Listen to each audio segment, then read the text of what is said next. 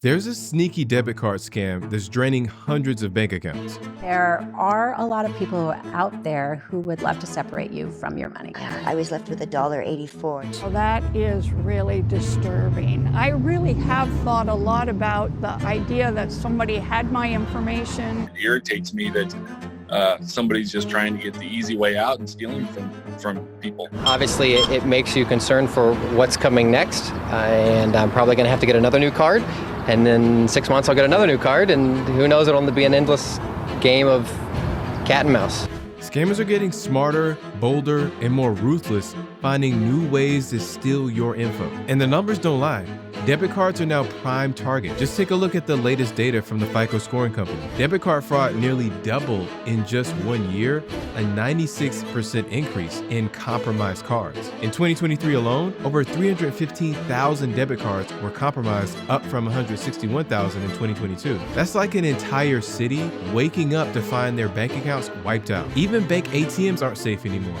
Skimming incidents at bank ATMs shot up 90% that year. And just when you thought new debit cards with the chip in it made you safer, scammers found a new way to sneak past security and drain your bank accounts. It's called shimming or super skimming, and it's completely invisible. If you've ever inserted your card in an ATM or gas station pump, you could have already been targeted. So up next, you'll see why shimmers are nearly impossible to spot, making them even more dangerous than the old school skimmers, how a single scam operation can drain hundreds of accounts before getting caught, and the only guaranteed way to completely avoid a shimming attack. Oh, and before I forget, I put together a free checklist to help you lock down your identity and keep scammers out for good. It's super easy to follow and packed with quick steps with clickable links to secure your accounts, block payday loan fraud, protect your tax records, and even more. Plus, I even included 10 agencies where you can report scams just like this. And I also just created another freebie to help you remove yourself from data broker lists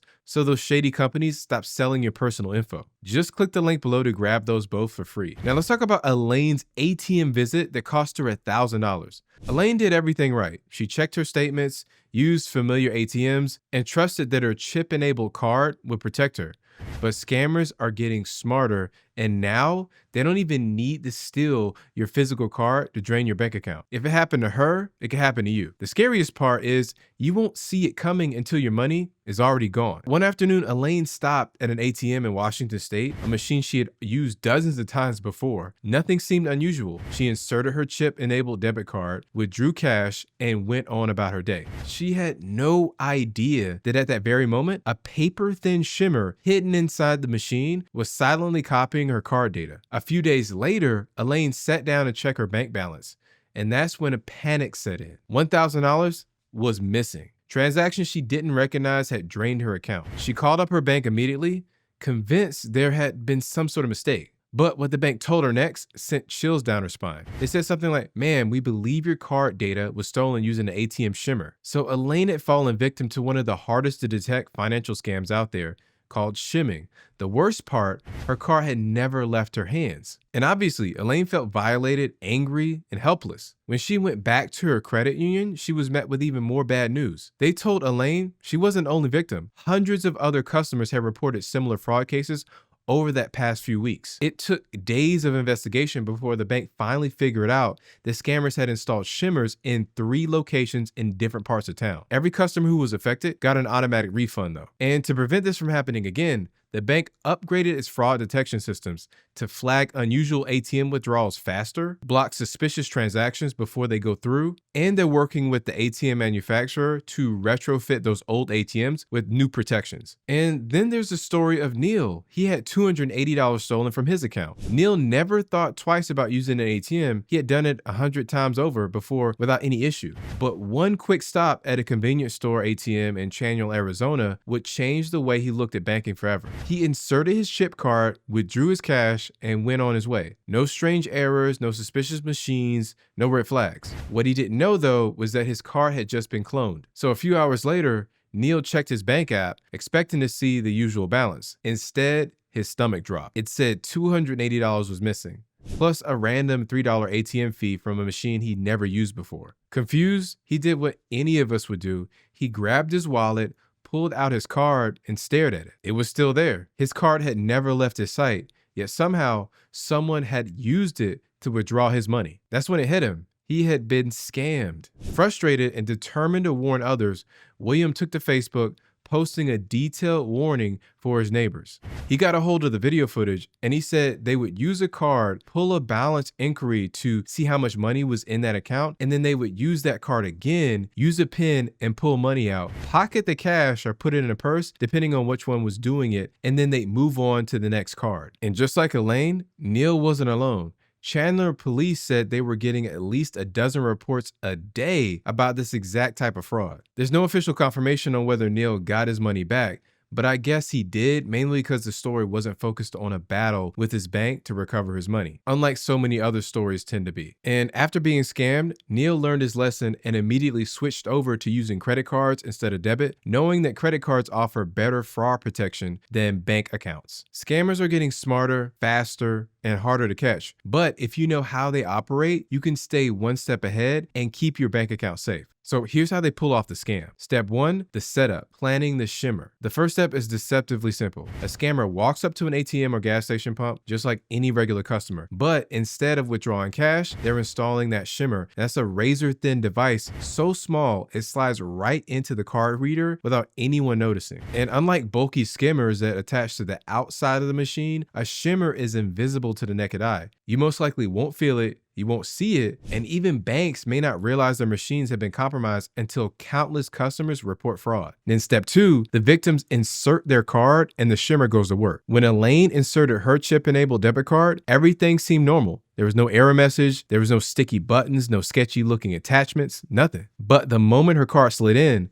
the shimmer sprang into action, capturing all the critical data stored on her chip. She withdrew her cash and then went on about her day and had no clue she had just been scammed. This is really what makes shimming so dangerous. There are no red flags. Unlike those traditional old skimmers that target magnetic stripe cards, shimmers steal data from the chip cards, tricking people into thinking they're safer just because they are using a more secure technology. Now, step 3, they clone the card, turning stolen data into cash. So once the shimmer has captured the victim's chip data, the scammers waste no time putting it to use. They use a machine called a card encoder. They clone that stolen data onto a blank magnetic stripe card, often called a white plastic card in the fraud world. Now, this fake card won't work for chip-based transactions, but here's the loophole. Many ATMs and retailers still allow swipe transactions, especially for international transactions or older machines that haven't been upgraded. This is exactly how Neil's money was stolen. Even though he never lost possession of his card, someone used a cloned version of it to withdraw hundreds of dollars from an ATM he had never been to. And then step 4, the cash grab, draining of the accounts in minutes. And scammers know that banks are getting better at detecting fraud with AI, so they have to move fast. Once they've cloned the victim's card, they hit multiple ATMs back to back, making as many withdrawals as possible before the bank catches on. And they don't just stop at just one victim either. If they planted a shimmer in a high traffic ATM, they could be collecting dozens, if not hundreds of card details in a single day. And by the time the bank flags suspicious activity, it's too late. The scammers have already disappeared, cash in hand. Now, if Elaine's story taught us anything, it's that scammers are always one step ahead, but that doesn't mean that you have to be an easy target. Shimming is sneaky, but there are simple ways to protect yourself. By making a few smart choices, you can avoid becoming the next victim of this nearly invisible scam. And here's how. You'll want to avoid ATMs and gas stations in unsecured locations. Based on FICO reports, over 35% of skimming attacks happen at ATMs, but not all ATMs are created equal. If you're grabbing cash at a random gas station in the middle of nowhere, you're taking a much bigger risk than you even realize. So use ATMs inside a bank, an airport, or a grocery store. These locations have security cameras and are monitored regularly. You also want to avoid standalone ATMs at gas stations, convenience stores, or even dark alleys for sure. Scammers love these spots because they can install a shimmer in seconds without anyone noticing. And here's a pro tip. If you must use a gas station pump, choose one closest to the cashier or in direct view of security cameras. Scammers prefer pumps further away from the store. You also want to check for signs of tampering before using an ATM. If something feels off, trust your gut. Scammers rely on people being in a rush and not paying attention. But if you take just 5 extra seconds to check, you could save yourself from a major headache. You'll want to check for tight or sticky card slots. So if you're inserting your card and it feels harder than usual, stop right there. Shimmers sit inside the reader, making the slot a little bit tighter than normal. You also want to check for hidden cameras. Scammers don't just use your card info, they also need your PIN number. They often place a tiny little pinhole camera right above the keypad or attach fake mirrors to capture your keystrokes. So what you want to do is cover your keypad with your hand every time you enter your PIN. Even if there's no camera, this habit can protect you from future scams. You want to set up real-time alerts for transactions. So the sooner you know about fraud, the faster that you can stop it. Banks won't always catch suspicious transactions, so it was up to you to be your own watchdog. So definitely enable mobile alerts for every single transaction, even the small ones. Some scammers start with tiny purchases to test if the card is active before draining your account. And plus, you're going to get notified immediately when money leaves your account. And if you didn't make that transaction, you can freeze your card on the spot. And I know I just talked about this recently, but another thing you can do is use tap to pay instead of inserting your card. This is really the only guaranteed way to avoid shimming. And that's because tap to pay doesn't require your card to go into a reader at all. Apple Pay, Google Pay, and Samsung Pay are completely immune to skimming and shimming because they use encrypted tokens instead of your actual card number. Tap to pay cards, or contactless credit card and debit cards, don't store or share your card number. So even if a scammer hacked the payment terminal, there's nothing for them to steal. And if there's one smart move Neil made, it was using a credit card instead of a debit card after you learned his lesson. And that's because when scammers get a hold of your debit card, they're tapping directly into your bank account. That's when your actual money is at risk. And recovering stolen funds from a debit card fraud case can take weeks or even months in some cases. And you may not even get all your money back. Credit cards really give you an extra layer of protection. Unlike debit cards, they don't pull money directly from your bank accounts. And most major credit card issuers offer zero liability protection, meaning that you won't be responsible for unauthorized charges at all. Plus, disputing fraudulent transactions is easier. If you report fraud on a credit card, the issuer typically investigates and removes the charge quickly, while banks often require more proof before refunding money from a debit card. And here's a big one too, your checking account stays safe. So even if scammers get your credit card details, they can't drain your bank account or mess with your bill payments or rent or groceries. And I can only imagine waking up to find mystery charges on your account is enough to send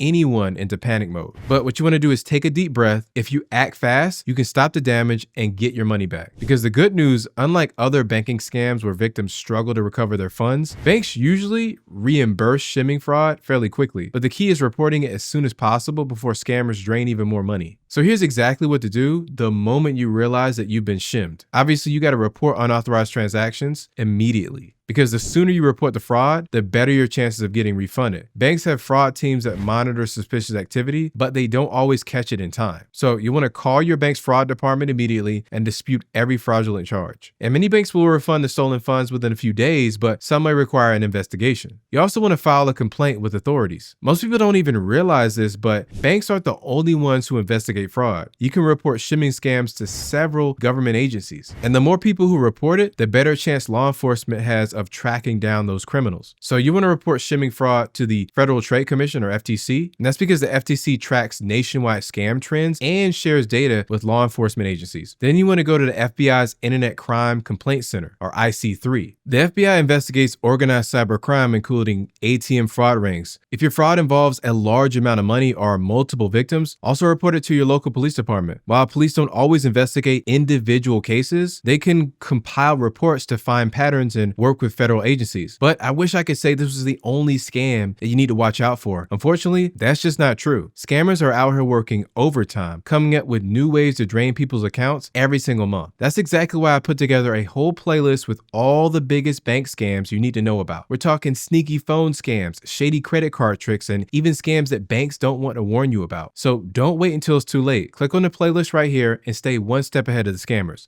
Thank you for watching.